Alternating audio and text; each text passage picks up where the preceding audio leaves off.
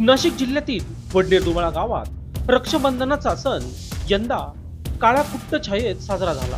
बिबट्याच्या हल्ल्यात 3 वर्षाचा आयुष भगत याचा मृत्यू झाल्यानंतर त्याच्या 9 वर्षाच्या बहिणीने भावाच्या थंड हातावर राखी बांधली आणि अश्रूंनी निरोप दिला। हे हृदयदायक दृश्य पाहून संपूर्ण गाव गहिवरून गेलं। शुक्रवार रात्री आयुष घरासमोर खेळत असताना अचानक बिबट्याने त्याच्यावर झडप घातली आणि त्याला उचलून नेले।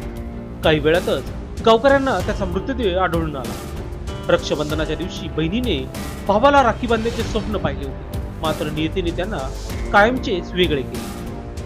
अंत्यसंस्कारापूर्वी बहीण श्रेया भगतने भावाच्या हातावर राखी बांधली आणि डोळ्यातील अश्रू पुसत भावाला शेवटचा निरोप दिला। या क्षणाने उपस्थित सर्वांनी मन पिळवटून टाकले। रक्षाबंधनाचा सण या कुटुंबासाठी आणि या गावासाठी आयुष्यभरासाठी वेदनेचं गाठोडं बनून राहिलं आहे। आयुषची आठवण आणि बहिणीने बांधलेली राखी गावकऱ्यांच्या मनात कायमची कोरली गेली आहे। या दुर्दैवी घटनेने संपूर्ण परिसरात हळहळ व्यक्त होत आहे। या घटनेनंतर गावात भीतीचं सावट पसरलं आहे। वन विभागाने बिबट्याचा शोध सुरू केला असून नागरिकांना सतर्क राहण्याचे आवाहन करण्यात आले आहे।